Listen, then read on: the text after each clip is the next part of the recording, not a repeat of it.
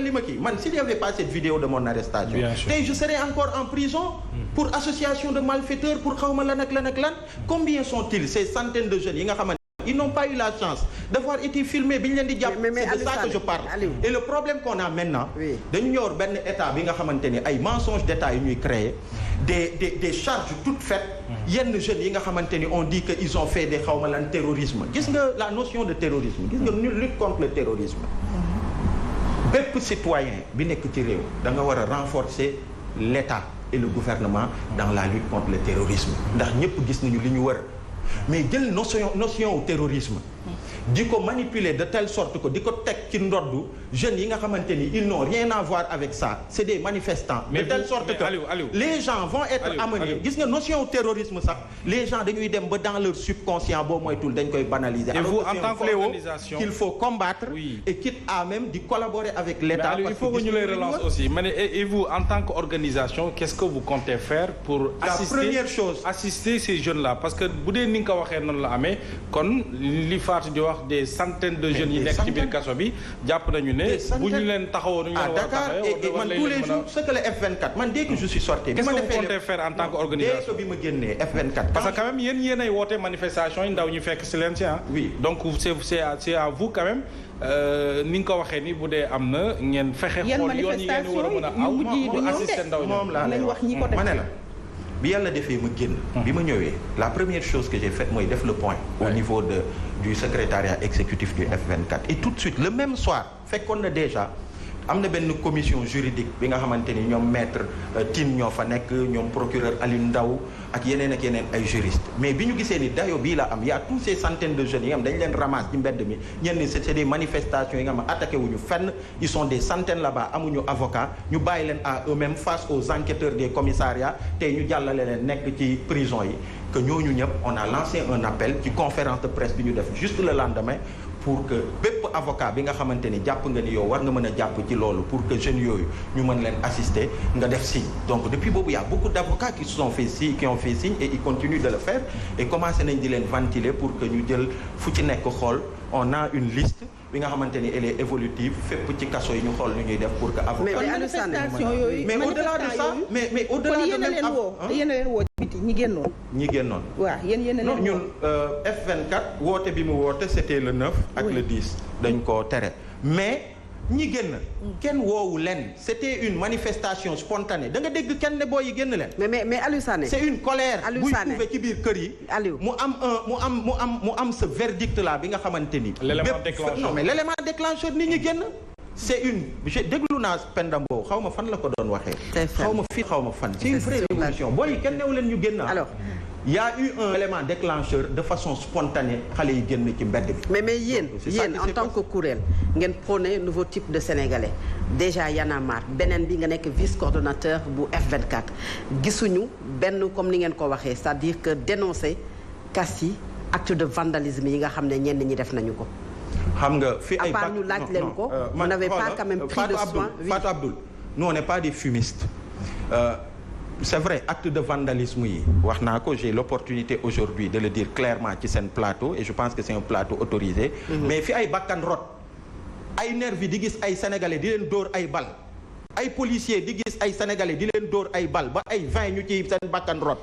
nga foog ni face à ça tu vas parler des casses mais je parle de toutes ces vies yi nga xamante ni de toutes ces personnes yi nga xamante ces personnes envoyées en chômage. Comment? Il y a des personnes qui mais entre le chômage d'une personne ak bakkan bu rot ban moo gën a fort. mais fii chaque jour nga dégg accident 20 personnes 30 personnes 40 mais man waxuma la wax accident de de man je te parle de ay nit yi nga xamante ni ay ndaw dañ leen boom c'est ça que je dis. Sowkaana c'est un rappeur tout le monde le connaît.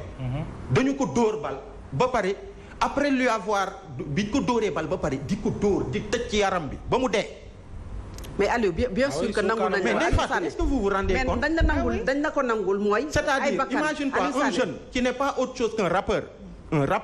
c'est pas un terroriste, c'est pas un bandit, c'est pas autre chose. Sokane tout le monde le connaît. il faut nga ñuy déglu gis nañu am na benn image am buy daw di dernière manifestation sunuy milliards du reste il avait le drapeau du Sénégal bu Parcelles dañ ko dóor bal ci biir loolu ba pare di ko continuer di ko dóor ba mu dee. mais kenn comparé wul Aliou Sané et pour et ça c'est juste cet exemple mais kenn comparé wul donc loolu mais kon kenn comparé wul ñi faatu ñàkk seen bakkan ak des biens matériels dañu analyser ñaari fànn yépp et ci nga njëkkee parce que chaque jour ñu wax ci 16 personnes yoo xam ne dañ ñàkk seen bakkan et ils ne sont pas remplaçables. et ça c'est officiel. oui de manière officielle oui chaque jour que Dieu fait. maintenant les dégâts matériels beneen affaire la bu donc yow gëm jàpp nga ne c'est plus que 16 personnes. ah ben bien sûr déjà même waa Amnesty et tout ils ont parlé de 26.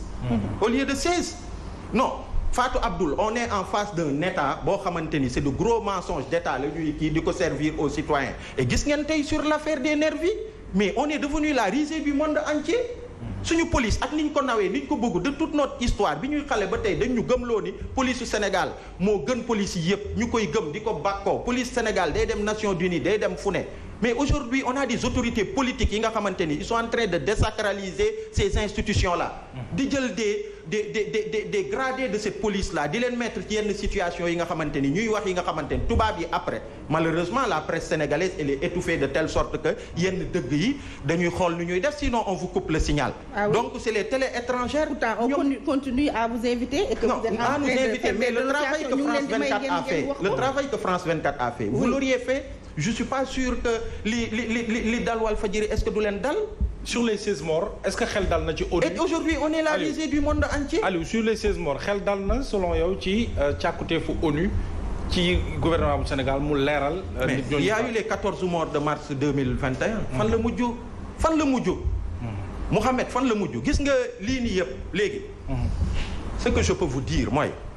ce régime là le pour régime de Macky Sall. c'est dans 7-8 mois mu jeex. tout le travail yu ñu nekk di def et ça je voudrais en parler. c'est pour que lépp li nga xamante ni mu ngi xew tey que ñi ci responsable yëpp au moment venu que ku ci nekk say responsabilité que tu fasses face à la justice nationale ou internationale. Et pour le Haut Commissariat des Nations Unies. Oui. Pour la il y a 2 mois la ñu demoon ku mel ni man ak ñenn ñi rencontré nañ leen fii ci Dakar seen bureau bi fi nekk. c'est nous qui les avons alors alertés. Pendant toute une matinée ñu wax leen la situation du pays ak risque yii nii yëpp am tey. ku mel ni man. attiré woon naa seen attention ne leen ayez l'œil sur le Sénégal ak ce qui il faut ngeen clamer Sénégal pour am solution. non mais c'est-à-dire on peut pas trouver la solution ici au Sénégal. gis nga quand on parle de souveraineté xeex bi ni mel. oui xeex bi ni mel on ne vit pas dans un monde boo xamante ni les nations évoluent en vase clos. dafa am yi nga xamante ni xeex la au niveau national ñi ko war a def ñun ñu ngi koy def mais am na li nga xamante ni état wu Sénégal dafa ratifier dafa am ay engagements internationaux yi nga xamante ni ñoom ñoo ko tënk au niveau des Nations Unies ak feneen ci loolu la ñu ñoom xool ñi ñu doon des voix que nous sommes ils nous ont invités ñu ñëw depuis avril alerté nañ leen ñu ne leen lii seen liggéey yéen seen ñun suñu wàll duñ ci xaar kenn waaye yéen en tant que ONU lii seen wàll ibbi leen seen i gët ci Sénégal. Et aujourd'hui c'est ce qu'ils ont vu boo xoolee lettre bi ñu def. mais Aliou et l'autre chose. yéen nekku leen membre permanent bu conseil de sécurité bu ONU. ñooñu la. Sénégal ak Afrique yëpp amuñu membre permanent. ci conseil de sécurité loolu beneen débat la mais ce que je veux dire ñooy mën a intervenir ci pays yoo nga xam ne am na crise am na violation des libertés mais aussi restriction des libertés. ñoo ci agir ñooy décider di. on n'est pas oui mais xam nga ONU dafa bëri ay bànqaas. ONU c'est vraiment un gros machin. bu yaatu dafa am ay pàcc. am na le Haut Commissariat des Nations Unies boo xamante ni ci mbirum droit de l'homme fépp ci àdduna bi bépp pays membre de l'ONU bu amee yenn jéego yi nga xamante ni ay gouvernement def nañ ko yuy salfaañee démocratie droit de l'homme ay rey nit boomaatek yooyu am nañu les prérogatives de pouvoir faire li ñu def nii alerter mais dañuy yéegal information. oui voilà donc c'est ça donc loolu c'est une première chose c'est pour parler des responsabilités xam nga yaa ngi wax mbirum est-ce que dina non fi mu ne ni léegi le travail